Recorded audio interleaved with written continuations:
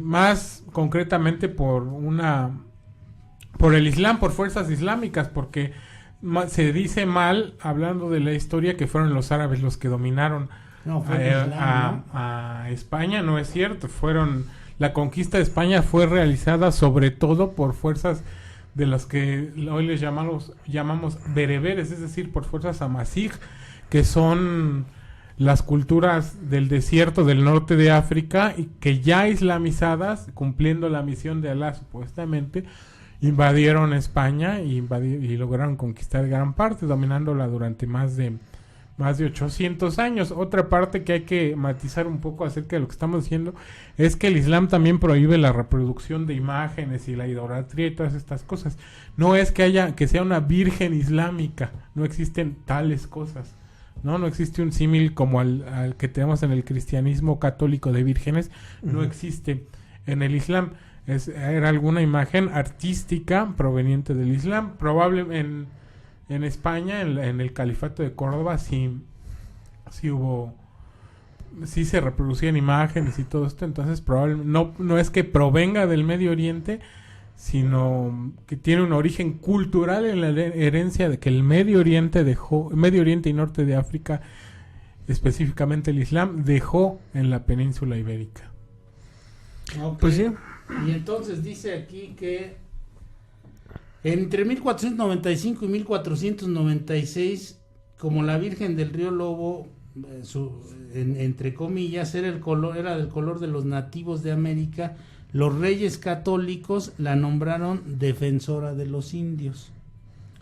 Los esclavos nativos fueron llevados al templo y bautizados en honor de la Virgen del Río Lobo.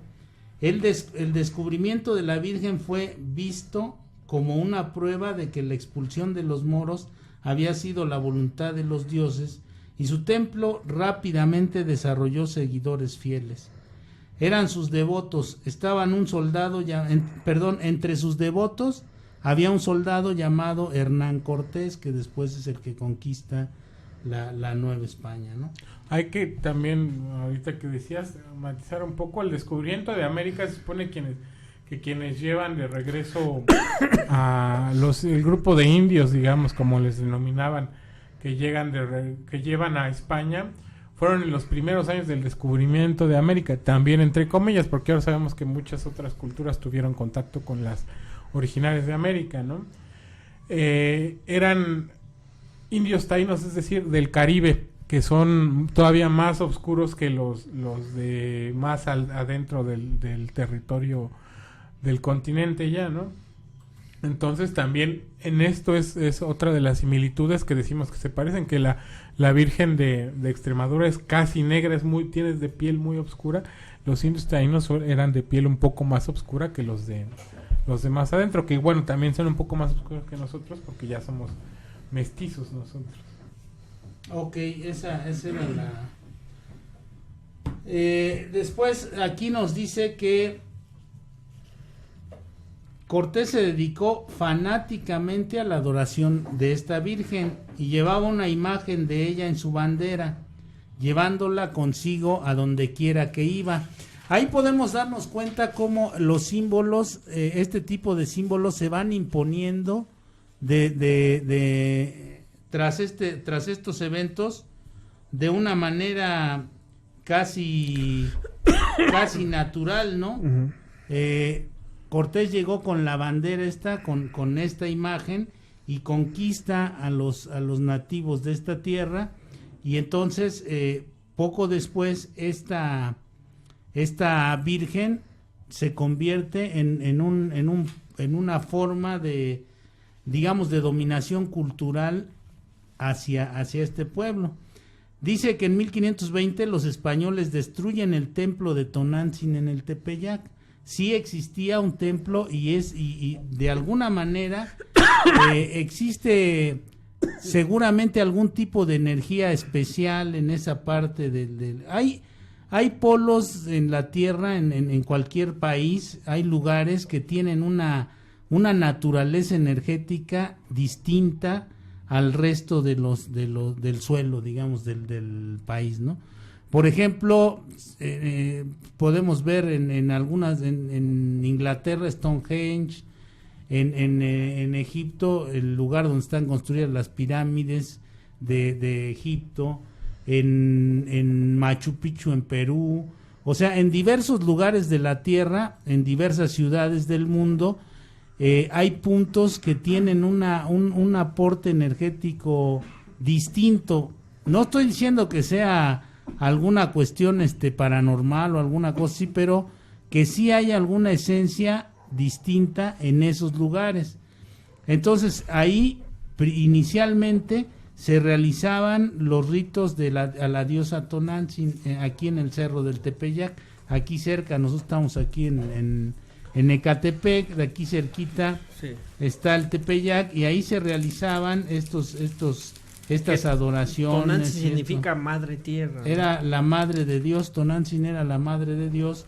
La madre de los dioses, ¿no? Tonantzin es una madre de los dioses, Dios creadora. Tonantzin Coatlicue, ¿no? Que era una denominación, por decirlo así, no era una diosa como tal, pero en el Tepeyac se le adoraba una de las Tonantzin, que era, me parece que la Coatlicue, cuya funciones, como por ejemplo también, no recuerdo quién es esta, creo que es Parvati en el hinduismo, una diosa madre, digamos, protectora, que es dadora de vida, pero al mismo tiempo capaz de destruirla, ¿no? Que es una fuerza casi tan tremenda que crea y destruye la vida. Todos los dioses hay anteriores. Una representación de ella que es una mujer con pechos, que el simbolismo es que está alimentando la vida y esto, pero al mismo tiempo tiene en la cara está compuesta por 2 serpientes, que quiere decir que es una diosa también devoradora, ¿no? Que puede destruir. ¿Qué ibas a decir, Víctor Hugo? Perdón. Por ejemplo, vamos a hacer un hincapié. ¿Quién eran los historiadores de aquel momento? Porque es importante ver los historiadores. Uno de ellos es Bernal Díaz, que incluso Bernal Díaz nos deja hasta muchas cosas. Nos deja mucha escritura de lo de la conquista, cuando fue la última conquista, nos deja todos los datos. Él deja datos de cuando llegaron en las carabelas, cómo fue narrando todo ese tipo de cosas. Bernal Díaz es uno de ellos, Bernardino de Sahagún, Diego de Durán, y si checas tú los contextos históricos, todas las escrituras que ellos tenían, jamás hablan de una aparición de alguna virgen. Otro mito, por ejemplo,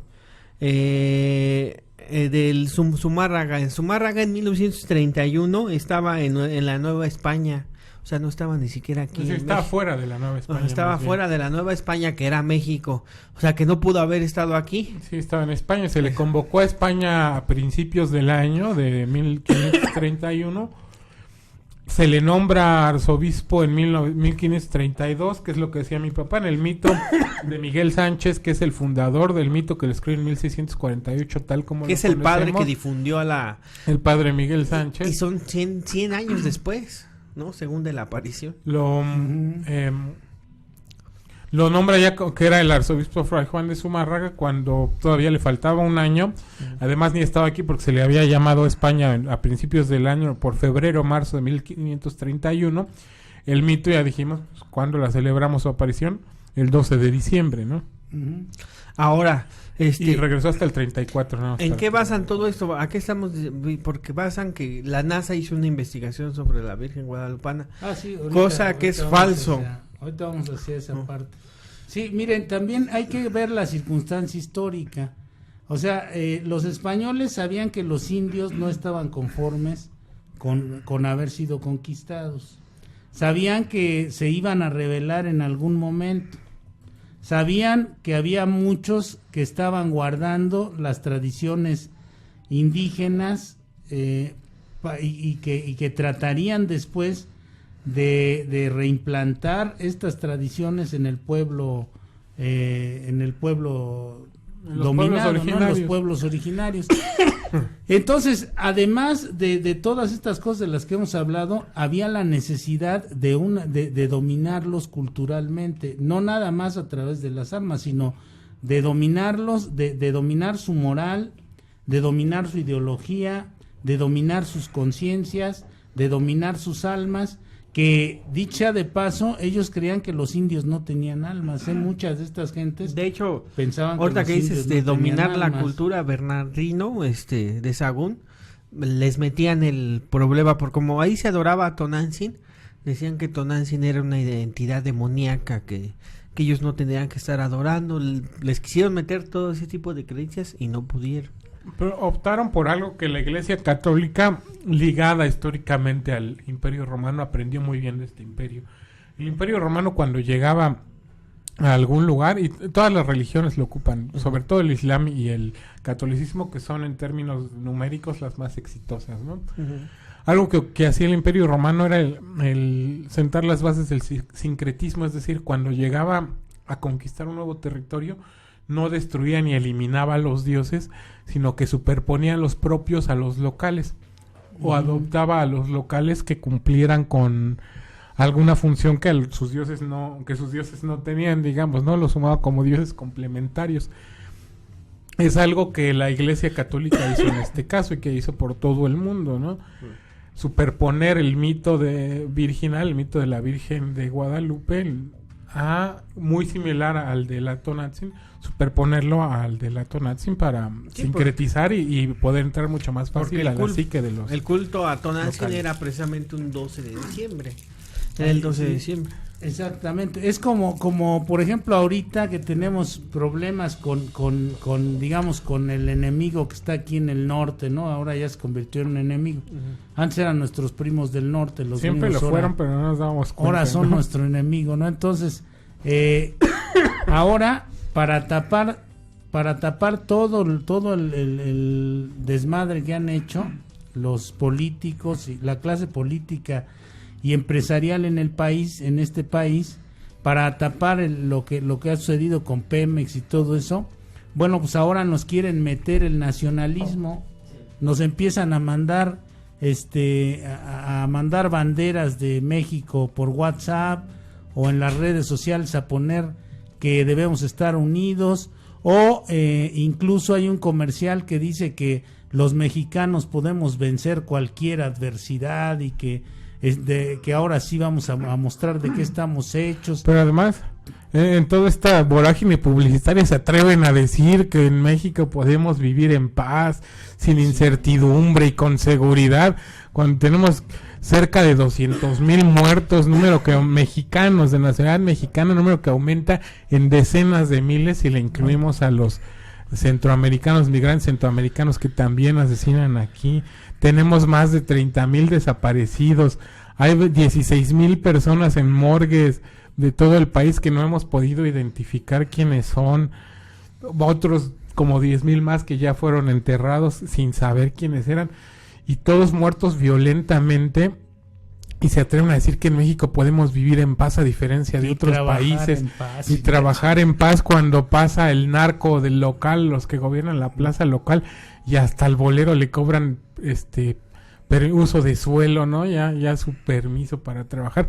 No tienen madre de veras en contar estas cosas, pero por ejemplo, parece mucho esto se parece mucho a lo que hicieron los españoles en la época colonial, pues a lo que estamos hablando. Es digamos una reedición del nacionalismo, porque la tendencia, debido a que estamos sometidos en esta doctrina económica que podríamos llamar que es el neoliberalismo, que va en contra de los nacionalismos, porque necesita una mayor apertura comercial, digamos, lo que demanda la globalización y lo que nos demandó el TLC, porque a los gringos siempre hemos tenido problemas con ellos, siempre los hemos visto como el malo.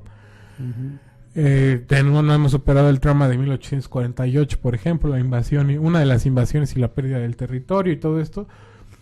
Pero la necesidad que tenía el TLC, el Tratado de Libre Comercio de América del Norte, era relajar este nacionalismo para permitir penetración económica y cultural norteamericana, y digamos de todos los frentes, hacia todos lados, ¿no? Digamos, de un lado a otro y recíprocamente.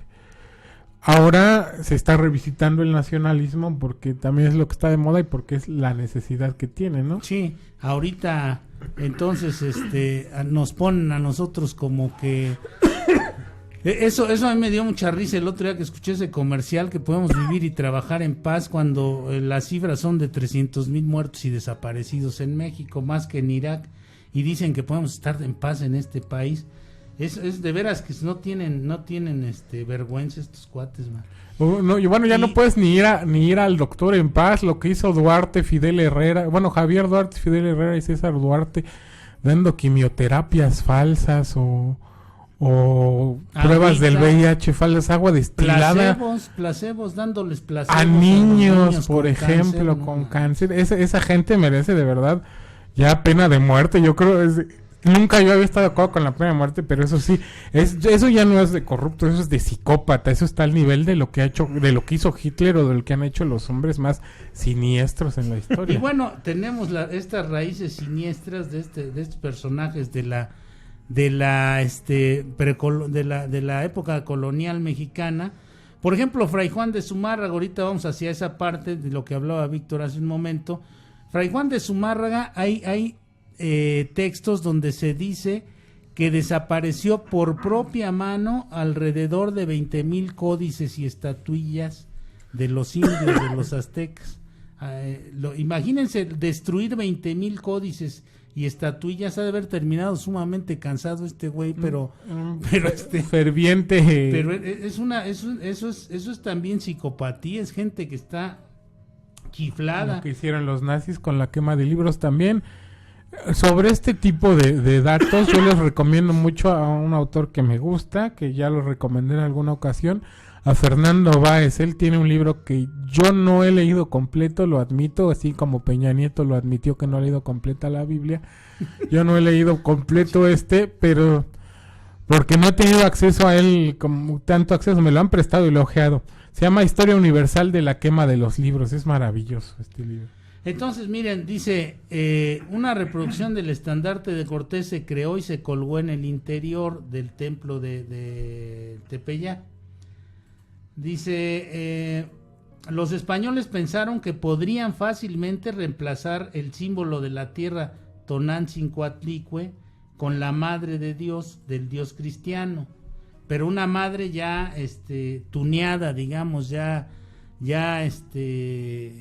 con una estética más europea, con una estética, ¿no? más renovada. Más renovada. Zumárraga, el Fray Juan de Zumárraga, ordenó que nuestras bibliotecas fueran quemadas, las bibliotecas del pueblo azteca, del pueblo indígena, destruyeran nuestros templos y tuvo a nuestros detenidos y asesinados. A nuestros sabios detenidos. Y los sabios estuvieron detenidos y asesinados, los sacerdotes, los sabios. Miles de personas fueron condenadas a muerte por Fray Juan de Zumárraga. Uno de los más fervientes impulsores de la Santa Inquisición en el mundo. Por negarse a aceptar la religión del hombre blanco. Y a pesar de tales intentos, a lo mejor Zumárraga le serviría muy bien ahorita a Donald Trump para los propósitos que tiene, ¿no? Que tuviera uno como Zumárraga ahí. Dice para que quiere imponer la supremacía del hombre blanco, y a pesar de tales intentos humanitarios para misionar a nuestros antepasados, los sacerdotes se quejaron de que los mexicanos, aún así con todo esto que hacían, mantenían sus tradiciones, mientras pretendían que solamente aceptaran la fe católica. Sí, ya después les metieron esta imagen, que los indios sabían que la había pintado un artista, ¿cómo se podrá decir? Local, sí, ¿no? Y ni así la aceptaron. Miren, dicen, ¿no? Los españoles tenían un artista tlaxcalteca llamado Marcos Zipactli, pintando una nueva imagen para colgarle en el templo del Tepeyac. Todos sabían que estaba pintando una nueva imagen. Ellos esperaban que una virgen pintada por uno de los suyos, o sea, fue el segundo intento. No funcionó lo primero, el estandarte de Cortés, entonces fueron por el segundo que era intento. lo primero, aparte que fuera el estandarte de Cortés, que era una virgen morena, que era una virgen con tez similar a la de ellos, ¿no? Y además una con virgen la que se podían identificar que se había utilizado como elemento de conquista, fue parte de los elementos, de las herramientas con que Cortés conquistó la Ciudad de México. Y luego ellos sabían que este cuate, el tlaxcalteca Marcos Cipactli, estaba creando una pintura de la Virgen de Guadalupe. Dice, Cipactli basó su pintura en la imagen original de la bandera de Cortés. No obstante, removió las 2 estrellas alrededor de la cabeza de la Virgen. Ahí en esta estaban unas estrellas que fueron removidas según este relato, y fue durante este tiempo, justo en el centro de la Inquisición personal contra los nativos, que Fray Juan de Zumárraga fue llamado de vuelta a Europa, lo que comentaba Víctor, por el rey de España, a mediados de 1531, donde permaneció hasta 1534. 34. O sea que no tiene nada que ver con otra. Ahora, el mito guadalupano empieza en 1643, en 1648. 48. Si hacemos cuentas, de 1648 a 1531 son 117 años, ¿no? Entonces, cuando la aparición estuvo en su auge, según esto, pues hubiera difundido y hubiera sido, o sea... No, 100 años después. 117 años después. Eso es algo que la religión católica suele hacer mucho. La religión cristiana sobre Cristo se empieza a escribir más o menos 150 años después de su muerte. 80 años, ¿no? Que es Lucas el más acercado, 80 años, que ni lo conocieron. Y hay una narración, Taylor Caldwell, esta escritora católica, escribe el médico en el Médico de Cuerpos y Almas, escribe según la historia de San Lucas, donde ella dice que San Lucas nunca vio a Cristo, que lo más cerca que vio a Jesucristo fue a 200 metros de donde él estaba, que el hermano de San Lucas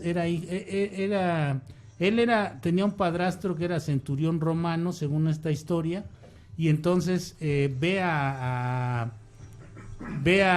este cuate, a este soldado, a este centurión, le toca perseguir a Cristo, y es ese hermano de San Lucas, medio hermano de San Lucas, porque la mamá se casa después con el centurión romano, y este es el papá, el padrastro de San Lucas.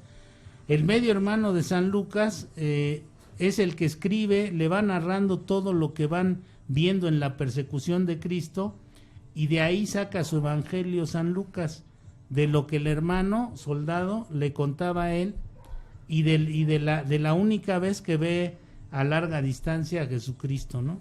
Entonces podemos ver cómo muchas de estas cosas son realmente, pudiera ser hasta como el teléfono descompuesto, ¿no? Que pasan la información de una mano a otra, pero ese ya no y es en esa otra mano se va descomponiendo. Ese ya es teléfono de poder más que descompuesto, porque después de todos los evangelios que se escribieron sin que ninguno de los que escribió conociera a Cristo, muchos ni vivieran en la misma época, la mayoría ni vivían mientras Cristo estaba vivo. Pero checa, ahorita que estamos hablando de la Virgen, hay un libro que afirma que Juan Diego era un príncipe zapoteco, zapoteco, no, de allá de Hidalgo, no me acuerdo, en Hidalgo, que era dueño de Hidalgo y de San Luis Potosí aproximadamente.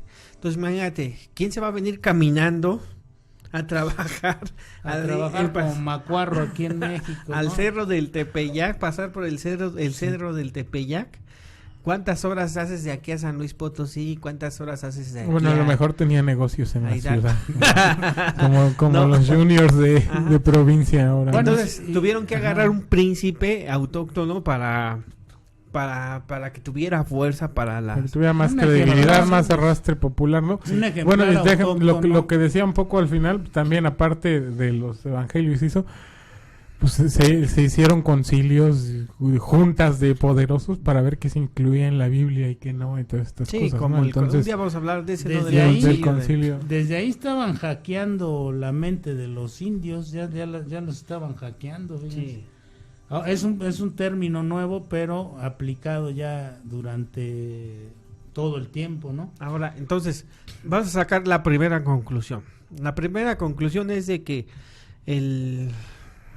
¿cómo se llama? El ayate latino. El ayate Fue pintado. Ese fue pintado. Bueno, ahí estamos viendo algunas pinturas que después, ahorita más adelante vamos a ver la narración de Schulenburg, donde él dice que puso a unos expertos científicos a ver el famoso ayate y que era tela de algodón. Tela de otro que tipo, que no era tela de maguey. Tela de maguey. Que también podía ser. Y que más aparte no se palma. Cultivaba en esos tiempos. El algodón no se cultivaba en estas partes de México. Parte. No. Que probablemente no. Ahí ya llegaremos al siglo XIX, que es la evidencia más contundente, pero anteriormente se le había hecho una restauración, de eso también ya hablaremos más adelante, y el restaurador Miguel Cabrera, me parece que se llamaba, se dio cuenta que tampoco era ni siquiera tela de maguey, como decían, que también tenía dimensiones demasiado grandes para hacer, básicamente para hacer un ayate, que es lo que se supone que era, ¿no? Pues, o a menos que fuera el ayate de un gigante, que un indio, como decían ellos, en ese tiempo no podía medir como los 2 metros, 1.80 m que se necesita para que tu ayate sea de ese tamaño, ¿no? Sí, no, pues es... Ahora, el 8 de septiembre de 1556, un sacerdote franciscano llamado Francisco Bustamante denunció el culto de Guadalupe. Declara: si estamos tratando de destetar a los indios y alejarlos de la idolatría, ¿por qué los estamos obligando a adorar a la Virgen de Guadalupe, cuya imagen fue recientemente pintada por el indio Marcos? Fíjense, ahí él les reclama a los religiosos, a la iglesia, les reclama que por qué si están tratando de quitarles este tipo de prácticas de idolatría a los indios, por qué les tratan de meter esa imagen que fue recién pintada por Marcos Zipac, del que estábamos hablando. Zipacli. En 1648 el padre Miguel Sánchez, del que hablaban ustedes hace un momento, decidió sacar provecho de la imagen escribiéndole un libro titulado La imagen de la Virgen María. Fue en este libro que el mito moderno de la Virgen nació, en el libro de 1648 de Miguel Sánchez. En 1648. Cuando empezó. 100 y cacho de años más. 117, como decía Víctor. 117 años después. Ese es el mito que conocemos nosotros, que nos llega, que oficialmente adoptó la Iglesia Católica y por el que le van a cantar sus mañanitas las 2 televisoras cada 12 de diciembre. Ahora, luego ve qué impacto, ¿no? Las 2 televisoras. Las 2 televisoras. Que es el gobierno, el gobierno televisivo. El gobierno fáctico. Y que más aparte ahorita ya está programas, La Rosa de Guadalupe están entre nosotros, a cada quien su santo, que son... Es que son verdaderas idioteces, la gente no puede creer. Es que es el tipo de absurdos. Es el nivel cultural, es Mira, hay películas que hablan mágicas, que hablan sobre santos o que hablan sobre religión. Hay yo creo millares de películas sobre la vida de Jesús, de la cual también podemos y tenemos que dudar bastante, pero por lo menos bien hechas, con calidad, no solo visual, no solo de audio, de vestuario, de las locaciones, sino sobre todo de diálogos. Tú cuando estás creando un diálogo, aunque sea fantástico, yo siempre les pongo, cuando estoy hablando de guiones audiovisuales, les pongo de ejemplo Malcolm el de en medio, una extraordinaria serie de televisión que de repente tienen escenas descabelladas, como una en la que se pelean Hal y todos sus hijos contra unos payasos que les dan una madre. Pero cuando un guión está bien hecho, tiene algo que se llama verosimilitud, aunque no sea algo real. Y si aunque te presenten la situación más descabellada, no vas a decir, no manches, qué jalada.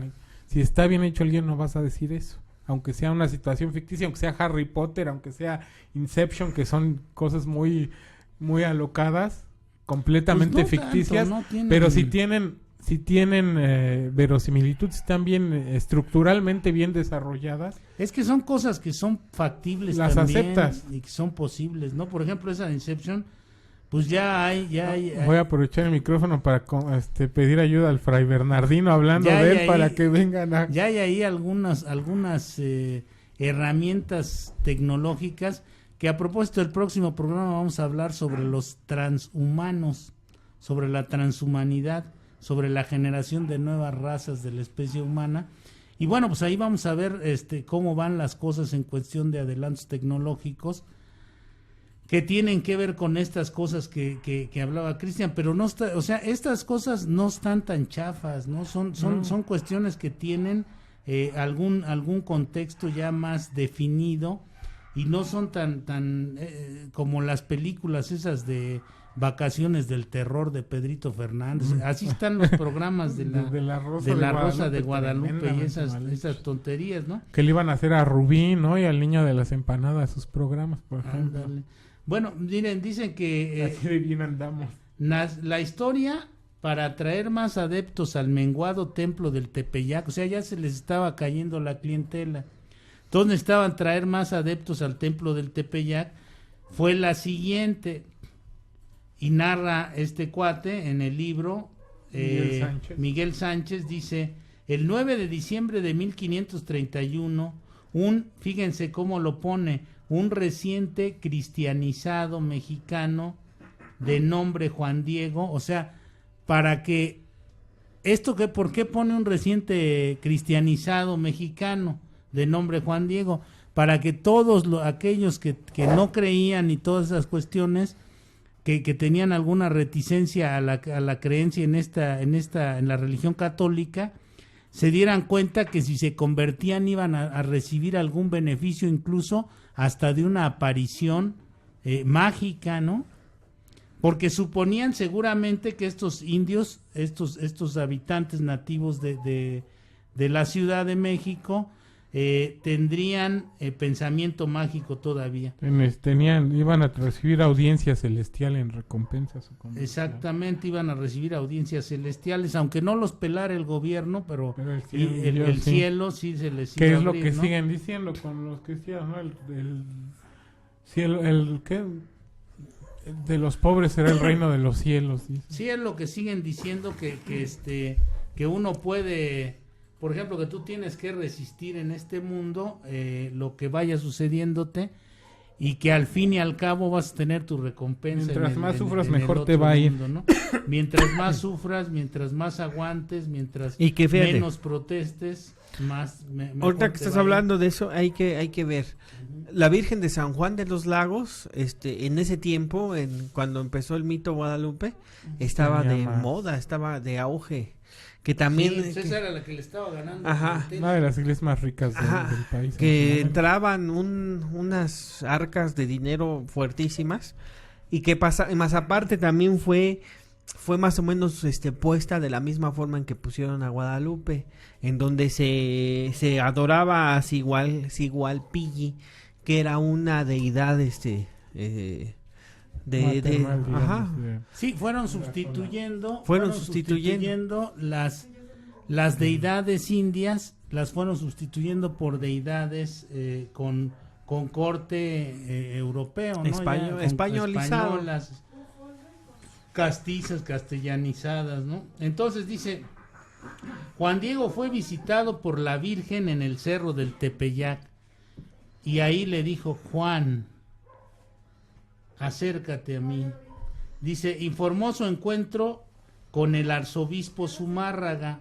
Si esto fue en 1531, Zumárraga estaba en España y además no era arzobispo. Y no había Facebook, ni había ¿cómo se llama? Celulares, ni Twitter, ni nada. El de donde te ves a las llamadas Skype, no había Skype, ni Facebook, ni Twitter, celular, ni para que pudiera haberse entrevistado Juan Diego con Zumárraga, que al principio no le creyó, según esta narración. Una vez de nuevo María se apareció a Juan y una vez más el arzobispo Zumárraga no le creyó. Unos días más tarde, el 12 de diciembre de 1531, María se le apareció una vez más e hizo crecer las flores en la colina estéril, en la colina estéril, hizo crecer flores en un lugar donde no crecía nada. Ella entonces le dijo a Juan que recogiera las flores en su tilma y se las mostrara al obispo como prueba de su aparición. Además, cuando rosas Juan, que son muy demandantes en cuanto a cuidados, ¿no? sí, cuando Juan desplegó su tilma frente al obispo para que las flores se cayeran, se reveló que María había dejado una imagen de sí misma en la tilma. Este milagro tilma, hecho de simple fibra de maguey y con la imagen de la Virgen, es la misma tilma que cuelga en el templo del Tepeyac, o al menos eso dice la historia, aunque ya habíamos leído que años atrás le habían encargado 2 reproducciones de esta imagen, que eran las que colgaban en el templo del Tepeyac, y entonces aquí buscaron una tercera opción, que fue que a través de un milagro se fuera ya plasmada de manera celestial y ya no de manera humana esta imagen. Encontraron la fórmula para penetrar en la psique de los indios, ¿no? Esta es una incepción, es la famosa inception esta. Les metieron en la cabeza, les sembraron en la cabeza la idea de la Virgen. Dice, como ya la mayoría de las gentes, los paisanos, se iban a San Juan de los Lagos, es lo que mencionaba Víctor, pasaron los años, la pintura de Zipactli se volvió muy deteriorada por el moho y la exposición a los elementos. En 1751 el arzobispo Rubio comisionó a un famoso pintor, Miguel Cabrera, un católico fanático, sin agraviar a los presentes, para retocar la pintura con el fin de consolidar la idea de que la imagen era un milagro. Cabrera publicó un libro en 1756 titulado María, pero no todos estaban convencidos de las elevadas demandas de Cabrera, y en 1787 José Ignacio Bartoloche se encargó de examinar el milagro de la imagen. Fíjense, hasta 1787 fue cuando se encargaron de revisar este asunto, siendo que la aparición se había dado en 1531, 12 de diciembre de 1531, y señor Cabrera, Miguel Cabrera, revisa por primera vez hasta 1787 la imagen de 256 años después. José Ignacio Bartoloche decide revisarla. Dice, Bartoloche descubre que la imagen había estado muy retocada y estaba cubierta de manchas, y que en algunos lugares se estaba desmoronando. Además, debido al efecto de los hongos y la humedad, llegó a la conclusión de que la divina imagen 1 era el trabajo de más de un artista. O sea, no era una cuestión divina, era el trabajo de más de un artista. Le habían dado sus retoquitos. 2, no se hizo en tela de maguey, sino en manta de palma fina. Fíjense, ahí la tela no era de maguey. Dice, no, la segunda observación que hizo Bartoloche fue que no se hizo en tela de maguey, sino en manta de palma fina. Y 3, pegado a un marco de madera, y bueno, pues estaba muy deteriorada. Bartoloche no fue el único que dudó del origen divino de la imagen. En 1883, Joaquín García y Casbalceta fue dirigido por el arzobispo Labastida para investigar el asunto. Encargado de investigar el ayate. Después de un intenso y minucioso examen de la tilma, y Casbalceta admitió que la imagen era en realidad un fraude. Fíjense lo que dice ahí, personas que nos están escuchando, que esta imagen era en realidad fraude. Falsa. Es Dicen, pintada por un hombre. Y lo dicen además personas o pertenecientes formalmente a la estructura católica, es decir, legalmente vinculados a esta, como sacerdotes, obispos, como lo hizo Schulenburg Abad, como lo hicieron estas personas, o lo dicen laicos católicos también de una convicción católica bastante intensa en ellos. No lo está diciendo, no lo estaban declarando ni estudiando ateos declarados ni nada por el estilo. No, a Icazbalceta, el arzobispo Labastida, que a lo mejor es pariente, que a lo mejor es pariente priista del priista, no lo dudo ni tantito, fue el que reclutó a este personaje Icazbalceta para que revisara. No, y luego... Y que llegó a la conclusión de la primera vez que se habla en 1883 de que es un fraude. ¿No? Y luego, ¿cómo se atreven a hacer eso de que la NASA había hecho unos estudios sobre pues la gente, la pintura? Muchos ocupan eso es que eso lo hacen para darle y mayor que habían fuerza, y que habían llegado a la conclusión de que en la pintura no había ningún componente químico conocido por la humanidad. No. Así lo ponen, ¿no? Así, eso hacen muchos, utilizar los nombres de que agencias o de que el señor oftalmólogo, revisor, creador de la institución en Perú, tal, Ajá. checó los ojos de la Virgen de Guadalupe y que esto y que el otro, y sacan cada... O crean personajes, por ejemplo, a Maussan, y luego Maussan es el que dice que sí, o que aquí es a no, Tomás que... López en Enigmas y Paradigmas, que recibe su... Y con esta conclusión de pago de la Iglesia fraude, nos vamos a un corte y vamos a ver los saludos, si hay por ahí saludos, y regresando vemos los saludos, nos vamos a un corte y recuerden que este señor Icazbalceta dijo fraude. No se vayan, estamos en Enigmas y Paradigmas del siglo XXI.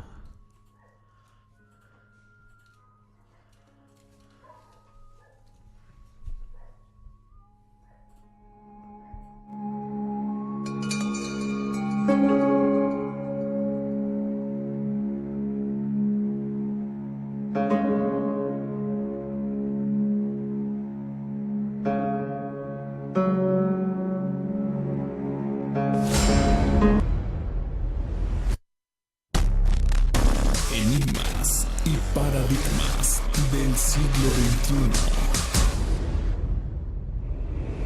Enigmas y paradigmas del siglo XXI. Descubre junto con nosotros los enigmas y paradigmas del siglo XXI. Escúchanos todos los jueves de 20 horas a 21 horas, transmitiendo a través de nuestra página web www.alabanet4y5.com.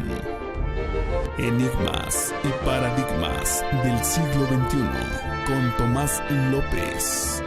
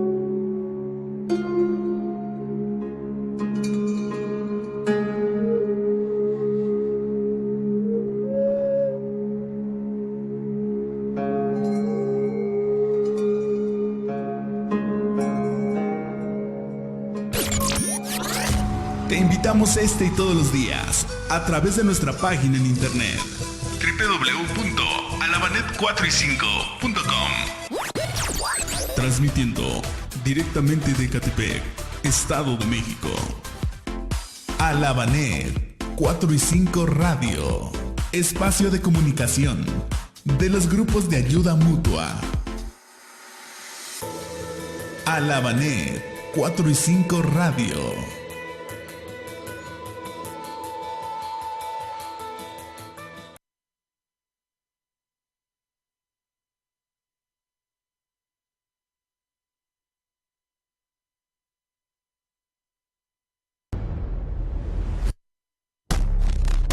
Enigmas y paradigmas del siglo XXI.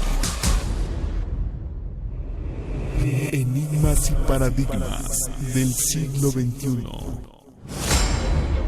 Descubre junto con nosotros los enigmas y paradigmas del siglo XXI. Escúchanos todos los jueves de 20 horas a 21 horas, transmitiendo a través de nuestra página web www.alabanet4y5.com.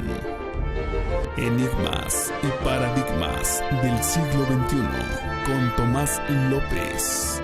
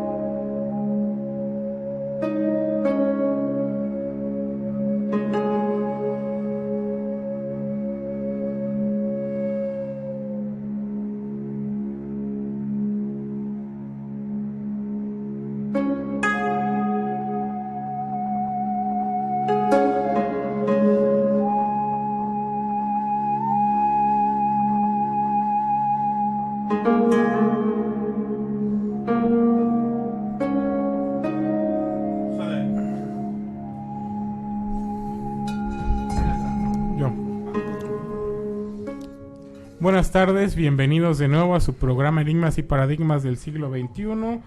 Recuerden que lo hacemos en vivo hoy 30 de enero, lunes 30 de enero de 2017 a las 5:14 de la tarde.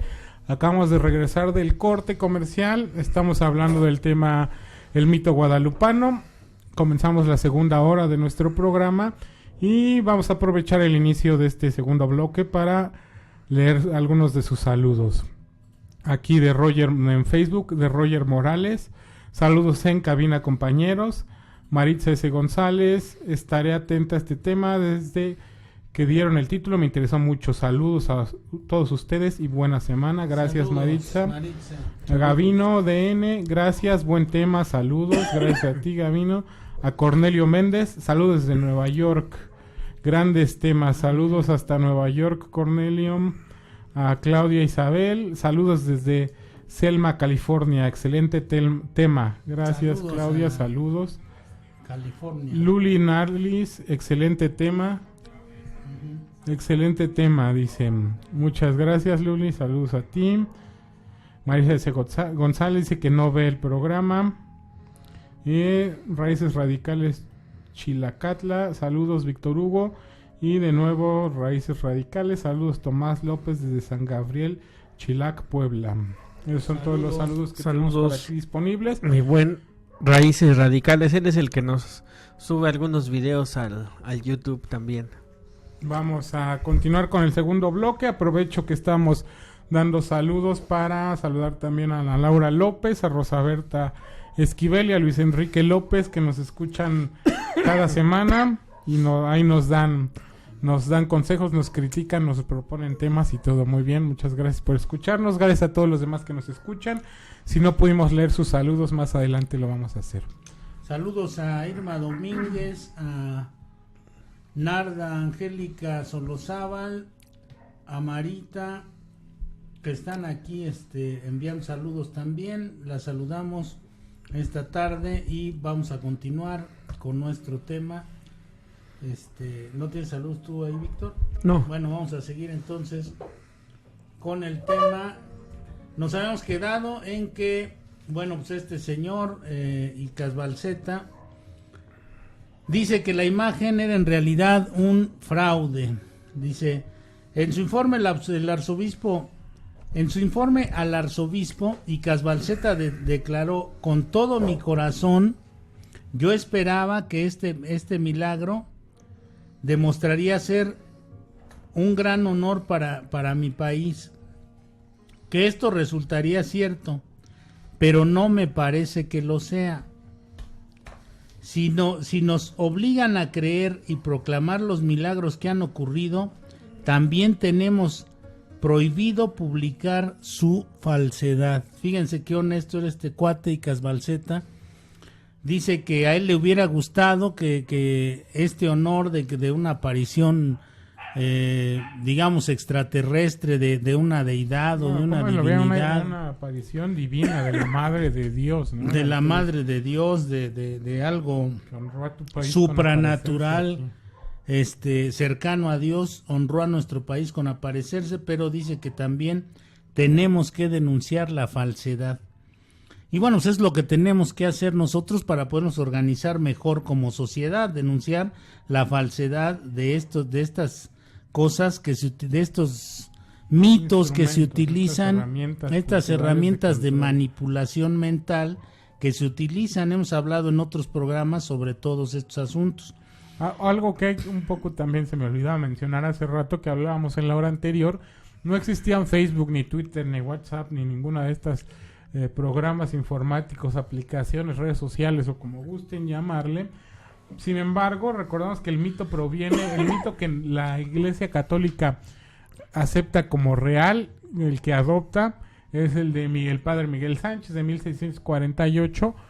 La forma en la que el mito se difundió y profundizó tanto fue a través del libro que escribió, y de que ya para ese entonces la imprenta estaba bastante bien desarrollada en México, bien cimentada. Pues recordemos que llega en 1533, me parece, 1539, la imprenta a nuestro país, a la Nueva España en ese momento. Se localiza en la esquina de que hoy es la calle Primo Verdad y Moneda, a un costado del Palacio Nacional, en un edificio que, por cierto, pertenece a la UAM, mi universidad. Y bueno, nada más para hablar un poco de cómo se difundió el mito tanto en aquellos tiempos. Sí, ahí el medio de comunicación masivo de ese tiempo era la imprenta, porque no había ni siquiera radio, no televisión. Digamos tan masivo, sin embargo, porque evidentemente había una poquísima cantidad de personas que eran capaces de leer y escribir en ese entonces, ¿no? Lo que pasa es que más bien aquellos que sabían leer y escribir usualmente estaban relacionados con el clero, o usualmente eran directamente sacerdotes, y desde el púlpito difundían la palabra, y lo que podían hacer era, gracias al libro, adquirirla y difundirla, por ende, uniformemente, es decir, sin fisuras en su relato sobre lo ocurrido. Y bueno, ya al hablar entre de la parroquia y el otro feligrés de la parroquia de 500 kilómetros adelante, si es que se podían encontrar, pues, habían escuchado el mismo mito, el mismo discurso de parte del párroco que le correspondía a cada quien. Entonces, pues si lo dice aquí, lo dice a 500 kilómetros, y lo dice además el sacerdote, pues tú no dudas de él, ¿no? No, y además hay que, bueno, la gente, o sea, en un programa hablamos de los tulpas, ¿no? De los tulpas, que son los seres que van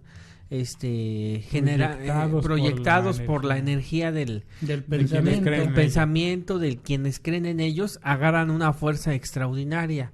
Ahora, la gente que hace una manifestación, por ejemplo, que se vienen de Guadalajara, que se vienen caminando, ellos someten al cuerpo, a la mente, a estados de adversidad. Y los estados de adversidad generan estados alterados de conciencia. O sea, y los estados alterados de conciencia sabemos que nos hacen que vivamos experiencias espirituales. ¿Qué es lo que sucede con todo? O que tengamos alucinaciones. O que tengamos alucinaciones. Entonces, ¿qué sucede con toda la gente que va y viene fervientemente? Porque se le siente la fe. A mí me conmueve, por ejemplo, yo cuando veo la gente que está entrando, y yo voy por el aeropuerto que está entrando, que está bajando y todo, la gente que va caminando, y luego ya se ha hecho mucho la costumbre de que a los feligreses todos van y les van regalando tortas. O sea, el sistema de unidad que se maneja, todo lo que va ocurriendo en esos días, la verdad es que es asombroso, la energía que se genera en ese día es una energía asombrosa. Sí, es porque hay un objetivo ahí y de alguna manera un objetivo común sobre todo, ¿no? de alguna manera aquellos que le regalan una torta a un peregrino, un agua, cualquier cosa piensan que le está tocando su cachito de divinidad ahí o sea, yo le doy una torta a este cuate y la Virgen va a ver desde allá que yo le estoy. Es como un tanto eso de que nos contaban cuando niños. Acuérdense que parte de la dominación mental pasa por como infantilizar la mente, volvernos a como cuando éramos niños. Es como como cuando nos decían de niños, si tú no te portas bien, los Reyes Magos no te van a traer nada. Sí, no. Entonces la gente que ve pasar a los peregrinos dice, bueno, pues le regalo una torta, la Virgen va a ver que estoy regalando y me va a regalar tortas durante mucho tiempo. Es un poco lo que hablaba ya también, creo que fue en el primer programa que vine sobre, perdón, el experimento de la princesa Alice, ¿no? Que se encerraba individualmente a dos grupos de niños y se les decía, mira aquí, hagan de cuenta que en un pizarrón blanco pegaron un objetivo de velcro y les decían que tenían que lanzar una pelotita para que se pegara en ese blanco, en ese objetivo, desde cierta distancia, sin pasar una línea que estaba pintada en el cielo. Lo lanzaron y el adulto se salía, yo no, ahorita vengo, me voy a salir porque tengo que hacer un papeleo, cuando regreses, si le atinaste, te doy tu dulce. Todos los niños hacían trampa. Los niños, la mayor parte hacían trampa. Al siguiente grupo de niños se puso una silla junto al objetivo y se les dijo que ahí estaba sentada la princesa Alice, mágica, que era una princesa invisible que no podían ver, pero que ella se iba a hacer cargo de cuidarlos y de vigilar que no hicieran trampa mientras el adulto se salía a hacer lo que tenía que hacer, que cuando regresara, si le habían atinado al objetivo, iban a darle su premio, ¿no? Entonces este segundo grupo de niños que se sentía observado por alguien que ellos no podían ver, no hizo trampa básicamente ninguno, e incluso se comportaron bien y se sentían tentados a buscar a la princesa Alice, a tocarla, la saludaban, hola, buenas tardes, ¿no? A ser amables con ella, digamos.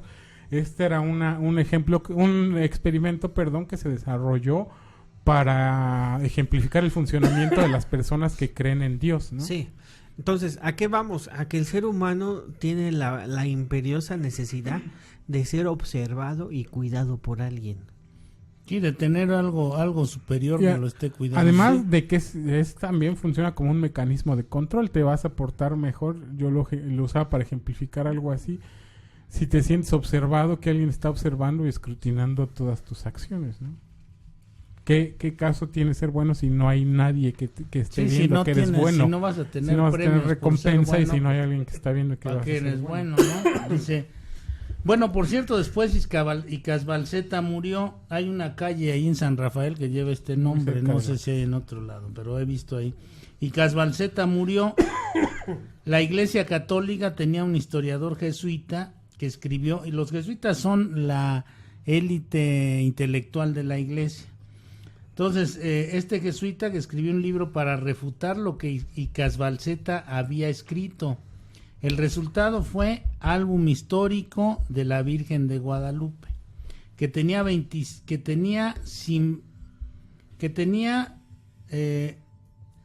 que hablaba de que lo que se había dicho en el otro libro eran indemostrable y sin valor. La Iglesia Católica hablando de cosas largas ya, indemostrables. dice que eran largas ya desacreditadas pruebas de aparición de la Virgen. Entre las pruebas presentadas en el álbum estaban diferentes historias que describen el evento y fechas que no coinciden. No, más bien este cuate escribió también que no coincidían las fechas que no coincidían las fechas de las apariciones, que era indemostrable Casbalceta. no, que era indemostrable lo que decía la Iglesia. Dice, un historiador jesuita escribió un libro para refutar lo que Casbalceta había escrito, pero también él mencionaba que las pruebas que había dado de que no coincidían las fechas eran pruebas falsas. No, más bien él decía que Casbalceta había manipulado las cosas, ¿no? Tergiversado. Luego caemos en esta parte del Nican Mapowa. Es uno de los documentos más importantes sobre este asunto del mito de Guadalupe. El Nican Mapowa es un poema escrito en náhuatl que narra las 4 apariciones de la Virgen de Guadalupe a San Diego. A Juan Diego, a San Diego. Juan Diego ahora. Ya es que ya es San Juan Diego ahora, ¿no? San Juan Diego Batistuta ya es, porque ya sí, ya se parece a Batistuta más bien. No es. Dice, además de ser el texto relativamente más cercano a la fecha del suceso que se relata, el traductor de la versión en la que me basé argumenta que el texto fue escrito por un natural del Valle de México, o sea, por algún indio natural del Valle de México que escribió este poema, no únicamente por haber sido escrito en náhuatl, sino porque presenta atributos que lo acercan a las formas de expresión más frecuentes en los relatos debidos a los autores indígenas. Esto lo rescató Miguel León Portilla, aquel que escribió La visión de los vencidos y otros textos, donde habla desde la visión de aquellos que fueron conquistados. Dice, ella es importante en virtud de que el mito de referencia es atribuible tanto a la cultura prehispánica como a la cultura católica simultánea y alternativamente, aunque la unidad narrativa que contiene la historia de la aparición de Guadalupe a un indio cristianizado, otra vez volvemos un indio cristianizado es un símbolo posterior a la conquista. O sea, utilizaron también a Juan Diego como un símbolo de los beneficios que había traído la conquista al pueblo de los naturales mexicanos. El Nican Mapowa, atribuible a Antonio Valeriano, que se supone que era un indio también, Antonio Valeriano, o un mestizo quizá. Mestizo ya. Nos muestra la versión primigenia de la aparición de María al indio Juan Diego y concuerda completamente con la iconografía tradicional y la creencia actual en el sujeto. Es decir, esta versión se ha mantenido en la tradición mexicana y en las creencias de los católicos. Y dice más o menos así este poema, dice, aquí se relata, se pone en orden como hace poco, de manera portentosa, se mostró la perfecta doncella, Santa María Madre de Dios, nuestra noble señora, allá en el Tepeyac, nariz del monte que se dice Guadalupe. Primero se mostró un hombrecillo de nombre Juan Diego, luego apareció su imagen preciosa ante el recién electo obispo. Después dice, y a 10 años de que fue conquistada el agua, el monte de la Ciudad de México, ya reposó la fecha, el escudo por todas partes estaba en paz en los varios pueblos. No ya solo brotó, ya verdadera, abre su corola, la creencia, el conocimiento, el dador de la vida, verdadero Dios. Entonces en el año 1531, bueno, hay que decir que Antonio Valeriano fue discípulo del Colegio de Santa Cruz de Tlatelolco, donde estudió artes literarias, historia y filosofía. Valeriano, por lo tanto, poseía un dominio literario del náhuatl, su lengua materna, y manejaba con destreza expresiva la educación europea que se le había otorgado. Ello en cierta medida hace el texto un documento sincrético en virtud de que el texto fue escrito en la lengua vernácula amerindia, pero la composición del poema atiende la elocuencia latina. Además, bueno, esto sirve para ejemplificar, fue completamente educado bajo el catolicismo por sacerdotes católicos, su educación fue financiada por católicos, es decir, bien pudo haber sido o por encargo, que le dijeron escríbete algo en tu lengua para que nos ayudes a extender el mito entre aquellos que la comprenden mejor que el español, o bien pudo haber sido solo haber escrito un poema en exaltación a algo en lo que él creía fervientemente, pero no tiene ninguna validez de prueba como prueba de la existencia de... No, claro. Y bueno, continúa diciendo Nicán Mapogua, y vino a acercarse al cerrito, donde se llama Tepeyac. Ya relucía el alba en la tierra. Allí escuchó, cantaba sobre el cerrito, era como el canto de variadas aves preciosas. Al interrumpir sus voces, como que el cerro le respondía. Muy suaves, placenteros, sus cantos aventajaban a los pájaros cascabel, de cincicán y otras aves preciosas que cantan. Se detuvo Juan Diego, se dijo, ¿es acaso merecimiento mío lo que escucho? Tal vez estoy soñando. ¿Acaso solo me levanto del suelo donde estoy, donde me veo? Tal vez allá donde dejaron dicho los ancianos, nuestros antepasados, nuestros abuelos, en la tierra florida, Xochitlalpan, en la tierra de nuestro sustento, Tonactlalpan, tal vez allá en la tierra celeste, Ilhuicatlalpan. Enseguida así le habla a ella, le muestra su preciosa voluntad, le dice, mucho quiero yo, mucho así lo deseo, que aquí me levanten mi casita divina, donde mostraré, haré patente, entregaré a las gentes todo mi amor, mi mirada compasiva, mi ayuda y mi protección. Fíjense ahí cómo les este cuate está diciendo prácticamente y entre líneas que aquellos que se acerquen a la Virgen de Guadalupe van a recibir el amor, su mirada divina, compasiva y la protección divina. Bueno, pues es parte también de la manipulación a mi forma de ver, ¿no? Es parte de la manipulación que requieren. Y además en su idioma. Sí. ¿No? Entonces, que se requiere. Por ejemplo, aquí nos hacen un comentario, dice aquí, Gaby Ode me dice, ¿por qué no mejor por ayudar a todos aquellos que viajan grandes distancias con una fe inamovible? ¿Cuántos darían por tenerla? Yo no, porque es una fe mecánica, es una fe que pues te mantiene dormido. Sí, ellos tienen el absoluto derecho de creer en lo que quieran, ¿no?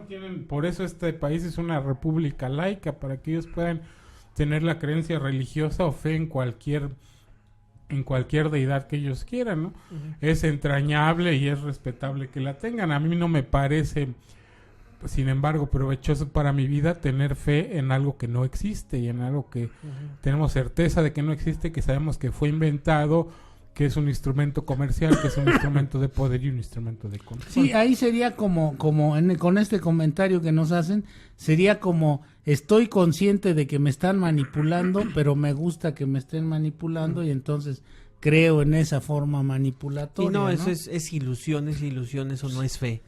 Eso no es fe, es ilusión. Es fe. Mira, cuando la gente experimenta fe en ese momento, inmediatamente deja de sufrir para toda su existencia y no la vuelve a perder. Que esa es tu definición de fe.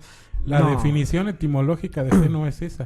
Pero la definición etimológica de fe es la creencia ciega en una deidad, entonces sí, pero la etimología no te da evolución. Lo que tú estás hablando es de la fe a partir de una experiencia espiritual. Lo que te da evolución es el conocimiento de las cosas, la comprensión de las cosas.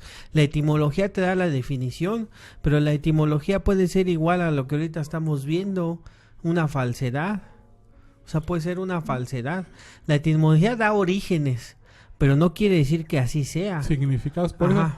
Pero También, la gente, si nos vamos a la definición que tú dices, a la definición etimológica, o sea, que la gente que experimenta fe, desde ese momento va a dejar de sufrir. No va a tener por qué volver a sufrir en el mundo. ¿Por qué? Porque tiene fe. Es algo que no ve, que no tiente, pero tiene la certeza. es precisamente esta gente tiene la certeza de la existencia de la Virgen y se encomienda y la utilizan como un mecanismo que los aparta del sufrimiento. Ahora, bueno, ahí hay... En apariencia, ¿eh? Hay tres partes. La creencia es una, ¿no? Tendríamos que dividir. La creencia en X deidad o X manifestación de lo divino es una, y esa no requiere compromiso. Yo puedo decirles ahorita, bueno, yo decido creer en la Virgen de Guadalupe. Aquí esto no tengo ningún compromiso con nadie. Porque yo, por ejemplo, pudiera decir sí voy a creer en la Virgen de Guadalupe, pero nada más por sentirme integrado al conjunto de personas que creen en la Virgen de Guadalupe. Al colectivo de creyentes, ¿no? Colectivo psicológico. Al colectivo de creyentes yo puedo decir, bueno, yo sí creo, pero ahí no tengo ningún compromiso. Ahora, la fe sí requiere otro tipo de compromiso. La fe requiere una serie de acciones en consecuencia de esa creencia que me van a dar un resultado. Me van a dar un resultado, a lo mejor menos sufrimiento, a lo mejor más éxito en la vida, no sé, ¿no? O mayor protección o alguna cosa.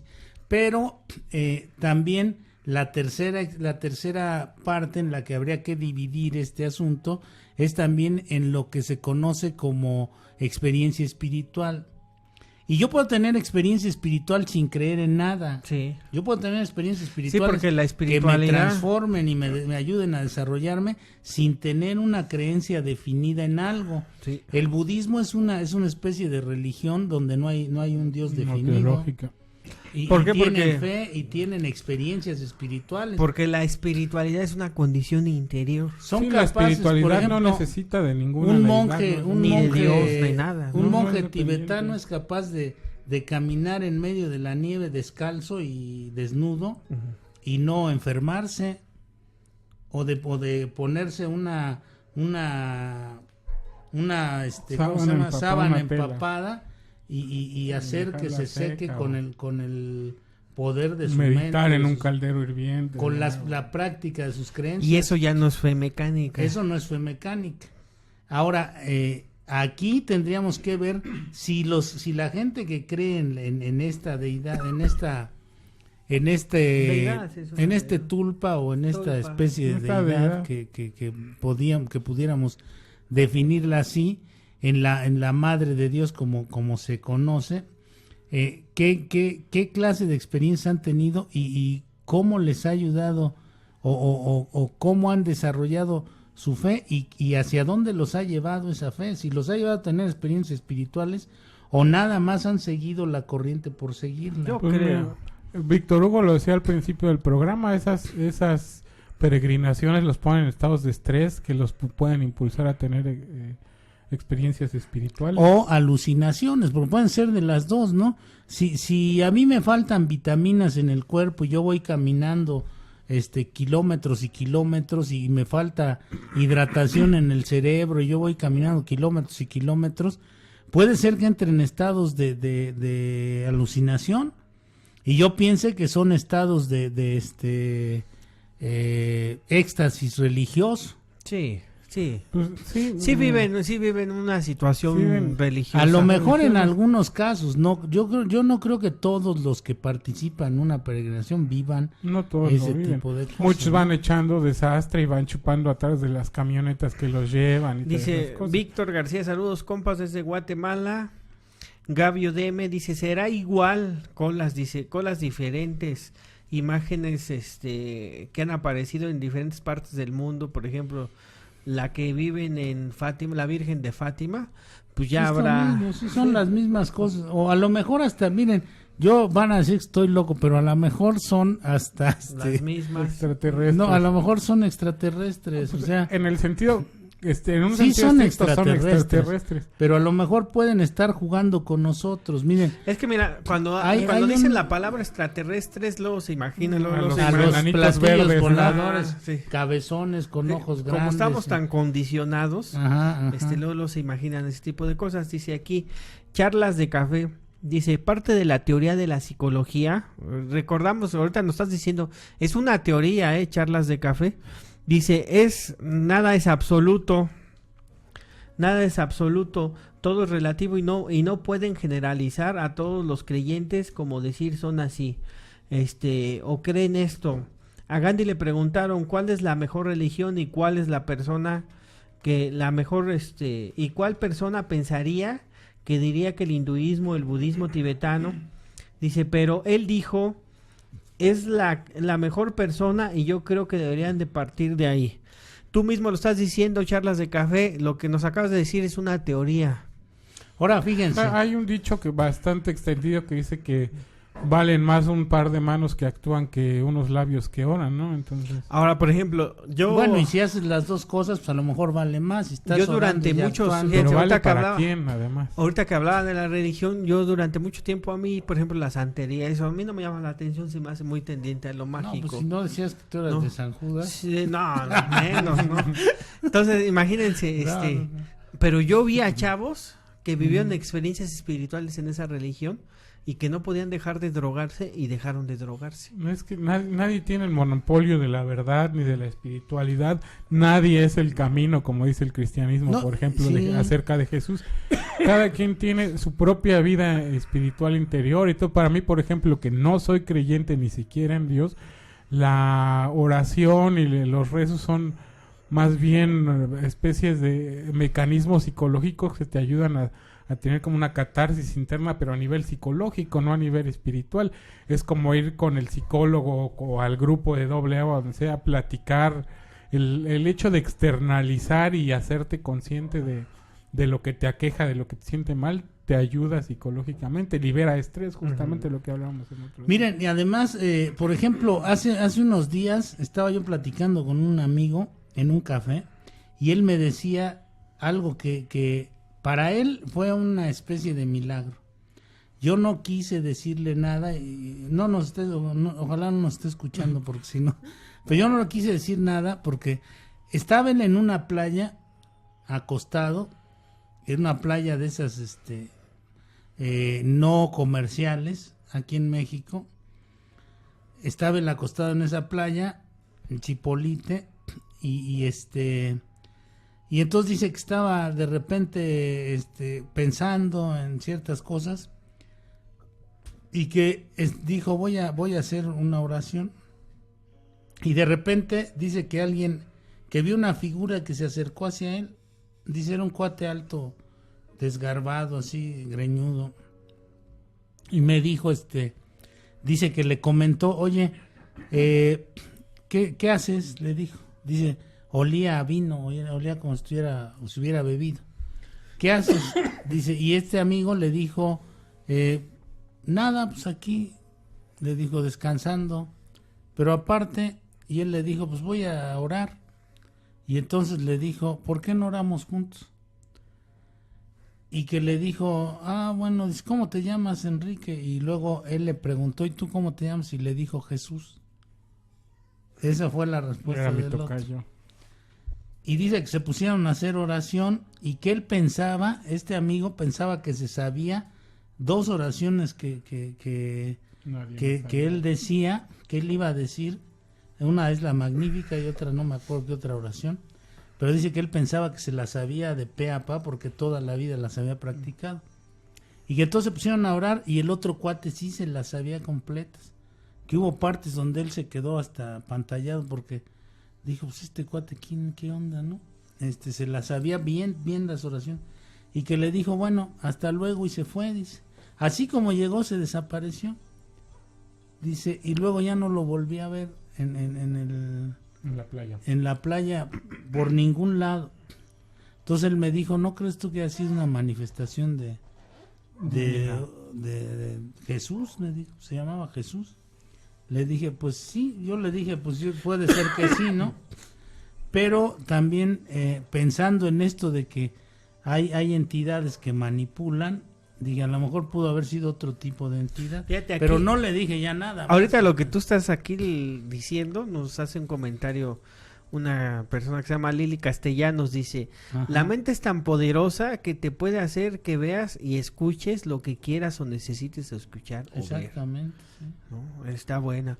Luego nos dice, excelente programa, los felicito a todos. Ahora miren, aquí por ejemplo, fíjense lo que dice en el bueno, mira, yo creo que en ya este poemita que estábamos diciendo. Podríamos nada más leer eso y ya no seguir leyendo más porque ya nos queda poco tiempo de programa y más bien sacar las conclusiones. No, acelerar un poco sobre otra evidencia, por ejemplo, lo del cambio de la pintura en el siglo XIX, que lo de Schulenburg, eso es muy importante. Schulenburg y eso, dice, y miren, ahí, nada más en esta parte dice, ahí en verdad, fíjense, le dice que no, le dice, mucho quiero yo, mucho así lo deseo, que aquí me levanten una casita divina, le dice la Virgen, donde haré patente, entregaré a las gentes todo mi amor, mi mirada compasiva, mi ayuda y mi protección. Ahí en verdad oiré su llanto, su pesar. Así yo enderezaré y remediaré todas sus necesidades, sus miserias y sus pesares. O sea, la oferta era muy jugosa ahí, ¿no? Si construían esa iglesia ahí, la Virgen les iba a remediar todas sus miserias, sus pesares, sus necesidades, y para que sea realidad lo que pienso, lo que es mi mirada compasiva, ve allá al palacio del obispo de México y le dirás cómo te envío, porque ella sabía geografía perfectamente, esta Virgen, y le dice que vaya con el obispo de México, le dirás cómo te envío para que muestres cómo mucho deseo que aquí se me haga una casa, se me levante mi casa divina en el llano, y escuchaste, hijo mío, el más pequeño, mi aliento, mi palabra, bella, hazlo con todo tu esfuerzo. Además, el mensaje implícito es que tienes que ir a la iglesia formalmente, al edificio, a orarle, ¿no? Tienes que ir a esa casa que le van a construir, porque ahí sí te va a escuchar, ahí sí te va a hacer el milagro. O sea, tienes que ir a su iglesia, ¿no? Al edificio como tal. Bueno, lo que hablaba yo un poco, lo que mencionaba, era que se ordena en 1895, por ya el tremendo deterioro de la imagen que estaba presente en ese momento, se ordena que se haga una nueva. La anterior, yo menciono sobre todo el siglo XIX porque de eso hay pruebas. De anteriores hay imágenes pintadas y todo, pero del siglo XIX es el siglo donde empieza la fotografía, entonces sí podemos por ahí ver algunas fotografías ya formales como las conocemos. Se ordena que se pinte una nueva para reemplazarse, y a los pintores que la hacen se les olvida incluirle la corona que tenía la Virgen anterior, la imagen anterior. Es decir, en 1895 pasa la imagen de la Virgen de ser una imagen con una corona, se reemplaza, supuestamente no se hace esto, supuestamente se retira para limpiarla y todo, y cuando reabren el templo y ya está de nuevo ahí la Virgen, ya la imagen ya no tiene ninguna corona. Y para callar las voces de quienes se comenzaron a dar cuenta de esto, la Iglesia Católica aduce un milagro, ¿no? Que la Virgen, como que no sé si se le bajó el ego o algo así, entonces decidió quitarse la corona y desapareció de ahí. Y esto pueden, si quieren, ir a la hemeroteca que está en el centro histórico, me parece que en la calle del Carmen y Argentina, en la mera esquina, y pueden buscar, no sé exactamente la fecha, el año es 1895, ya existía el periódico El Universal y ellos cubrieron esta nota del milagro. Y bueno, este del Nicán Mapowa, el Nicán Mapowa pues fue un texto bastante más amplio, ahí hay otras partes, ahí estuvieron Fray Servando Teresa de Mier, Manuel Paino, difundiendo esto del Nicán Mapowa y todo esto, pero bueno, finalmente en 1982, ya llegamos a la época moderna, la imagen de la Virgen fue objeto de estudio ordenado por Guillermo Schulenburg, el entonces abad de la Basílica de Guadalupe. En ese momento estaba Miguel de la Madrid como presidente. Dice, los resultados del estudio fueron enviados por Monseñor Schulenburg entonces abad de la Basílica de Guadalupe, a las autoridades del Vaticano, que optaron por mantenerlos ocultos, porque algo había descubierto que no convenía que se supiera.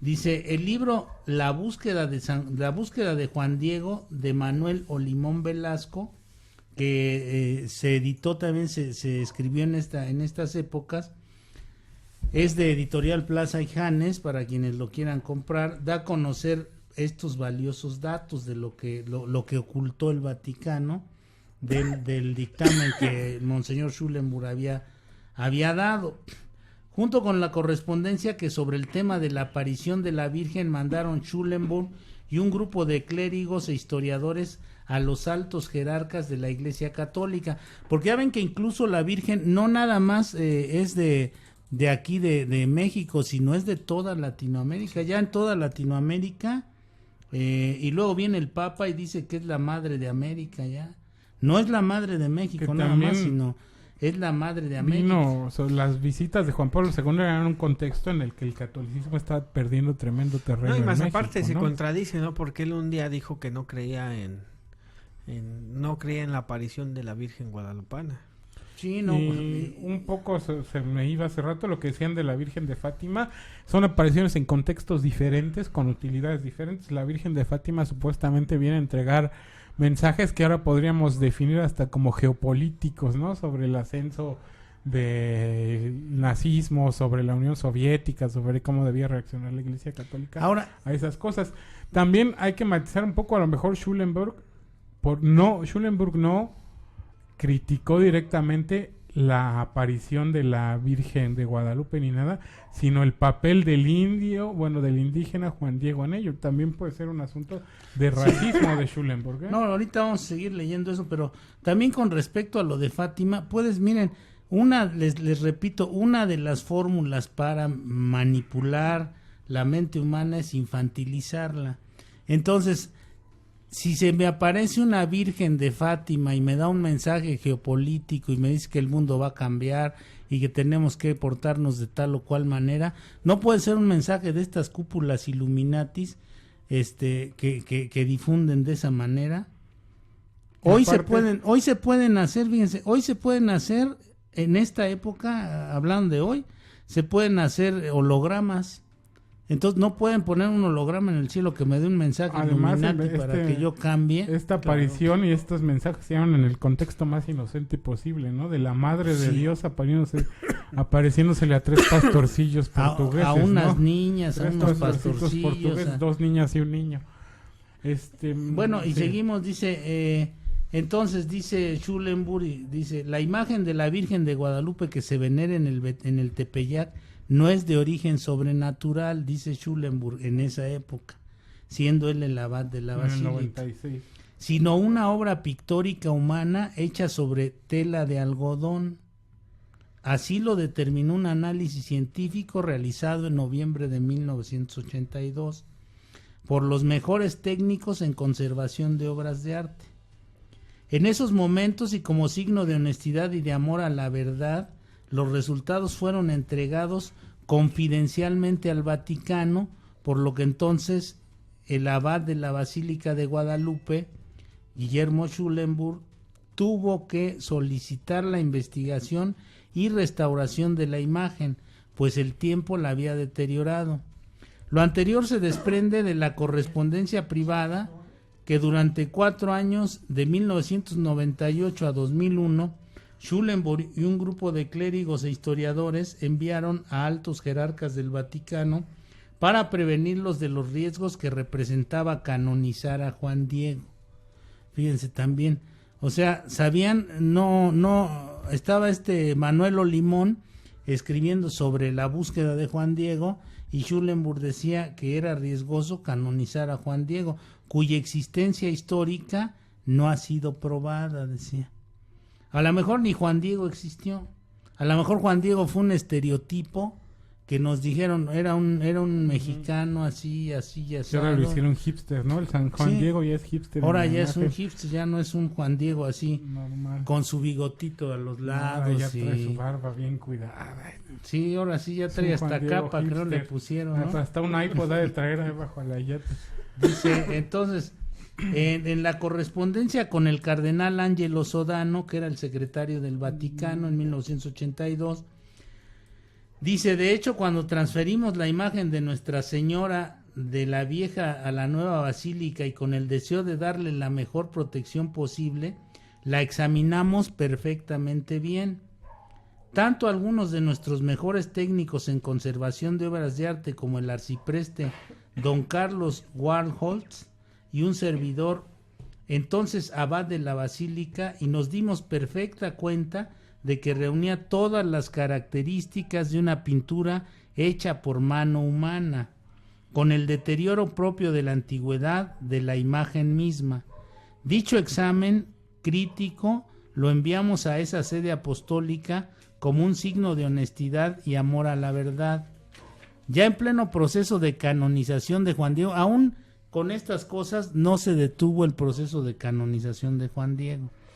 El 14 de mayo del 2000 el peritaje técnico volvió a avisarle al Vaticano, esta vez a Monseñor Tarcisio Bertone, secretario de la Congregación para la Doctrina de la Fe. Que es en lo que se convirtió la Inquisición. Ah, sí, es la Congregación de la Doctrina de la Fe. Es lo que era la Inquisición, el Santo Oficio. Ah, ok. A él se le comentó: tenemos un juicio crítico, serio y confiable por la capacidad de las personas que lo hicieron, de que nuestra imagen guadalupana es una pintura de tipo europeo que se remonta más o menos a la mitad del siglo XVI. Es una, repito, dice, nuestra imagen guadalupana es una pintura de tipo europeo que se remonta más o menos a la mitad del siglo XVI. Enviamos a vuestra excelencia una copia de dicho juicio, resultado de una amplia observación directa de la pintura, observación muy reservada hecha por nosotros. La imagen de la Virgen ha sido sometida a toda clase de estudios con las técnicas más avanzadas, con resultados contradictorios entre unos y otros, por lo que no se ha podido establecer una verdad científica sobre su origen y estructura. Y todos esos mitos se han generado en torno a estas revisiones, que es todos estos mitos que se han generado en torno a estas revisiones, que es como el que decía Víctor hace rato, que decían que la NASA había venido y que habían hecho estudios muy minuciosos y que se veía en el iris del ojo de la Virgen unas personas y no sé cuánta locura han inventado. Es que un estudio esto, dice, ¿no? Siempre hay que preguntarse, a ver, enséñame el estudio, ¿lo leíste? ¿Quién lo hizo? ¿Cuál fue el protocolo de realización y todas estas cosas? Pero repito, nosotros aquí, o por lo menos lo digo a título personal, yo no tengo la verdad, ni me parece que nadie la tenga. Lo único que estamos haciendo es ofrecer nuestro punto de vista, nuestro análisis de la evidencia que tenemos a la mano y de la evidencia que estamos compartiendo con ustedes, que me hace a mí, según mi marco moral de referencia, de pensamiento, llegar a la conclusión de que no existe, de que es un mito y que se utiliza para la manipulación. Sí, y bueno, aquí revelan las turbulencias que hubo entre México y el Vaticano durante ese proceso de canonización de Juan Diego, la manera apresurada con que se realizó, porque lo canonizaron en fast track a Juan Diego, ¿no? De volada. La tendencia a sostener a todo a costa de la historicidad de Juan Diego, la cerrazón del Vaticano para escuchar los puntos de vista y comentarios, el linchamiento y satanización contra los llamados antiaparicionistas promovidos por, ¿quién creen ustedes? El que satanizó a los antiaparicionistas aquí en México. Juan Pablo II. Norbertito Rivera Carrera, nuestro. Que también el Papa antes de venir, cuando lo entrevistaron en Cuba, decía que hasta los ateos somos guadalupanos en México. Qué locura, dijo. Te dicen México guadalupano. Y justo, bueno, simbólicamente me acordé, dio una entrevista junto a una virgen como de 3 metros de altura, gigantesca, que llegaba de piso a techo del recinto donde dio la entrevista, ¿no? Porque era una entrevista que se iba a dar para México, y en esa entrevista justo culpaba que el demonio nos estaba castigando con la violencia y los asesinatos, el narcotráfico, en consecuencia porque la Virgen de Guadalupe se había aparecido en este territorio. Pueden revisar la entrevista, la hizo desde Cuba, me parece, cuando iba a venir a México, se la dio a Valentina Larraqui, seguramente está en el archivo de Televisa en internet. Y bueno, antes de los últimos saludos, vamos a pasar al veredicto final y las conclusiones. Entonces, la aparición de la Virgen de Guadalupe es falsa. Es falsa, yo también. Es falsa. Es totalmente falsa, no existe. Es algo creado por la Iglesia Católica desde, ya vimos ahorita los años. Los historiadores de ese tiempo nunca han hablado de apariciones. Los datos no coinciden. El fray, ¿cómo? Fray Zumárraga. Fray Juan de Zumárraga. Él estaba no estaba en la Nueva España, llegó hasta 1534. El mito Guadalupe empieza 117 años después. 1648. Entonces, para mí es totalmente falso. Que no estoy diciendo que falso la fe que puedan tener los feligres, ese es otro rollo, ¿eh? No estamos hablando ni de religión, no estamos hablando ni de fe, pero eso es un problema. Pasamos a los saludos. A ver, por ejemplo, aquí nos decía uno que somos unos fariseos, que no creen lo que estamos hablando, que es de aquí del Estado de México. Dice, hola amigos, saludos desde Barcelona, por fin puedo escucharles en vivo, un fuerte abrazo, Víctor y Tomás. Ojalá pudiesen considerar un tema sobre la coherencia cardíaca. Coherencia cardíaca, ¿cómo no? Sí, gracias, es Sonia. Aquí también Lili Castellanos nos dice que también decían que en su vientre se escucha el latir del corazón de un bebé. Caray, no, hombre. ¿No? Que supuestamente sería el niño de Jesús. Pues mira, también respondiéndole aquí al radio escucha, para ser fariseo en primer lugar tendríamos que ser judíos y altos conocedores de la ley. Los fariseos judaica. Eran los que se encargaban de los abogados, digamos, religiosos de la ley judaica, entonces no podríamos ser por definición. Los 631 mandatos de la ley judía para poder ser fariseo. Yo no soy ni religioso ni la conozco legalmente. Dice, hola, buen día, Andrea de Teteles, de Ávila, Castillo, Puebla. Dice, excelente día, saludos. Gracias. Luego, bueno, Schulenburg y Warholz guardaron silencio cuando Juan Pablo II canonizó por fin a Juan Diego. Ahí los obligaron a guardar silencio. Es que ya no se puede hacer nada. Mira, si este tema ahorita lo tocamos en un pueblo, ya nos hubieran, ahorita ya estuviéramos colgados, ya estuviéramos linchados, ya nos hubieran aquí quemado. Damián ya nos quiere linchar, mano. Dice, buen tema, chanalones. Acá desde Chicago, Illinois, mi nombre es Juan Alvarado. Saludos, Juan. Chanalones, ¿qué será? O chamacones, no sabrá qué decir, no. Chanalones es que luego traen un calor medio raro. Gracias a ti porque te has conectado, esos fueron todos los saludos. Gracias a todos los que se conectaron, nosotros nada más expusimos cosas, que están basadas en historiadores, están basadas en investigaciones, o sea, no... Y en el documento final, la parte final de la que hablamos, leímos algunos fragmentos de la revista, una entrevista que le hizo la revista Proceso a Monseñor Schulenburg cuando declaró que era falso, ¿no? Entonces, aquí, bueno, pues el veredicto de nosotros tres, en base a toda esta información, es que esto es un mito y que es falso. Y que es falso. Tiene derecho de creer si nos escucha, tiene derecho de seguirnos escuchando o ya pagarle a su computadora para la próxima emisión, no se preocupen.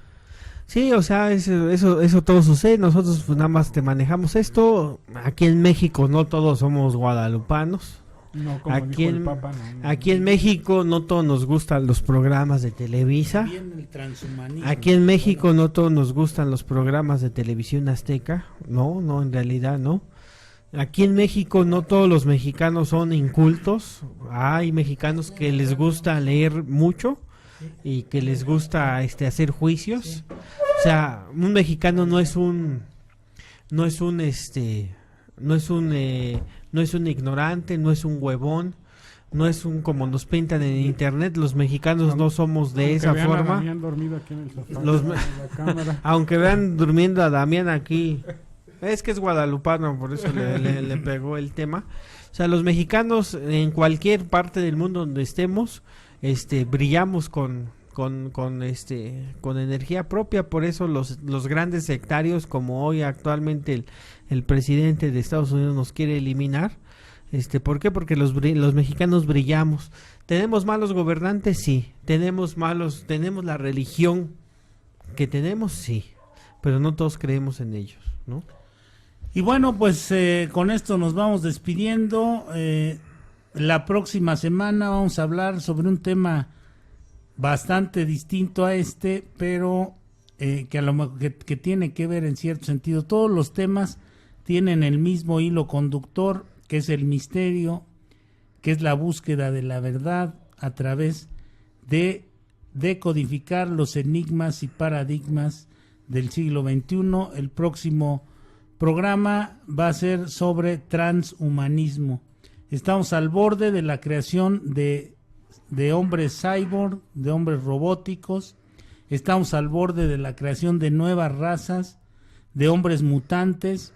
Si usted vio las películas de los X-Men, no crea que estamos tan lejos de estar en esas condiciones, de convertirnos en seres con distintas capacidades. Esto lo vamos a tratar en transhumanismo. Y que no se vayan, que nos esperen aquí en punto de las 7 de la noche, ya en una horita. Vamos a tocar el tema conciencia cósmica en el programa de Alcohólicos Anónimos, un libro que sirvió para ver de diferente punto, de diferente ángulo, las experiencias espirituales, independientemente de la variedad de experiencias religiosas. Entonces también se va a poner bueno el tema. Espero que nos sintonices, Cristian.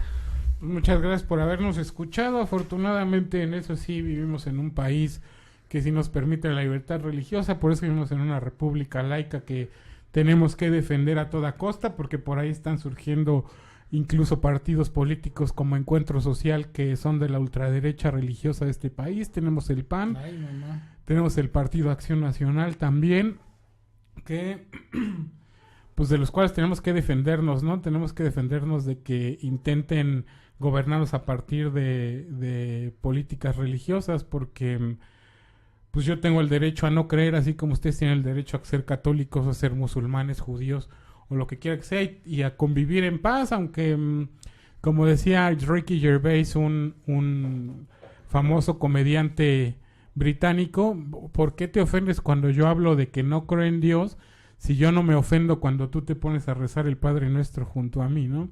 Tenemos que tener tolerancia religiosa, tolerancia a estos temas, y bueno, hay una prueba de que este programa es bastante abierto y tolerante, es que leemos hasta los mensajes que están en contra de nosotros y nos intentan insultar de alguna manera. Muchas gracias por escucharnos y nos escuchamos el próximo lunes. No se vayan, estamos a las 7 de la noche, regresamos con el siguiente programa, Historia de AA, de Víctor Hugo, con el tema de la conciencia cósmica.